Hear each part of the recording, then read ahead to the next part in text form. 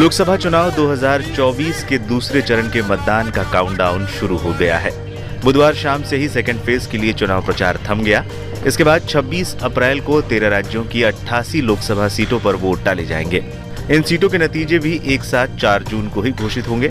इस बीच दूसरे फेज की वोटिंग से पहले कांग्रेस के वरिष्ठ नेता राहुल गांधी ने लोगों से वोटिंग को लेकर खास अपील की है। राहुल गांधी ने एक वीडियो शेयर करते हुए कांग्रेस को वोट देने की अपील की। राहुल ने वीडियो के साथ कैप्शन में लिखा, संविधान और लोकतंत्र की रक्षा के इस चुनाव में मित्रकाल से निकलकर हिंदुस्तानियों की सरकार बनाने के चुनाव में लोकतंत्र का अपना कर्तव्य निभाइए। कांग्रेस के साथ आइए, हाथ का बटन दबाइए।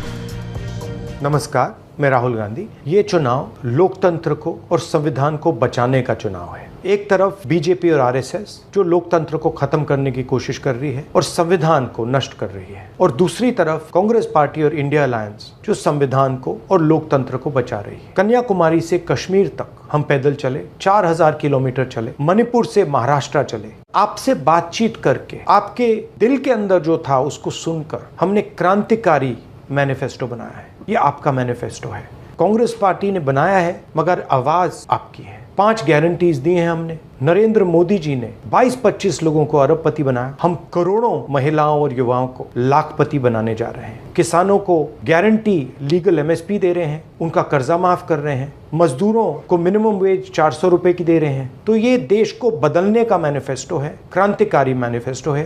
कांग्रेस पार्टी का समर्थन कीजिए, संविधान को बचाइए, हाथ के बटन को दबाइए। बता दें, इस दूसरे चरण में 13 राज्यों की 88 लोकसभा सीटों पर वोट डाले जाएंगे। इस दौरान यूपी की 8 सीटों पर वोट डाले जाएंगे। इन 8 में से 4 पर कांग्रेस चुनाव लड़ रही है। वहीं राजस्थान की 13 सीटों पर भी वोट डाले जाएंगे, जहां कांग्रेस 12 सीटों पर चुनाव लड़ रही है। केरल की भी सभी 20 लोकसभा सीटों पर कल 26 अप्रैल को ही वोट डाले जाएंगे। इसमें राहुल गांधी की वायनाड सीट भी शामिल है। जनता दूसरे चरण में 2 कैबिनेट और 4 राज्य मंत्रियों की किस्मत का फैसला करेगी। इस चरण में 29 सीटें ऐसी हैं जहां बीजेपी ने कभी जीत हासिल नहीं की है। इनमें सबसे ज्यादा केरल की 20 सीटें हैं। उत्तर प्रदेश की बात करें तो दूसरे चरण में 8 सीटों पर वोटिंग है, जिनमें से 7 सीट पिछली बार 2019 में बीजेपी की ही पास थी। बता दें, चुनाव आयोग ने पहले जो शेड्यूल जारी किया था उसके मुताबिक दूसरे चरण में कुल 89 सीटों पर मतदान होना था, लेकिन मध्य प्रदेश की बैतूल सीट पर बसपा कैंडिडेट के निधन के बाद यहां का चुनाव तीसरे फेज में शिफ्ट कर दिया गया। इसके चलते अब दूसरे चरण में कुल 88 सीटों पर ही मतदान होगा।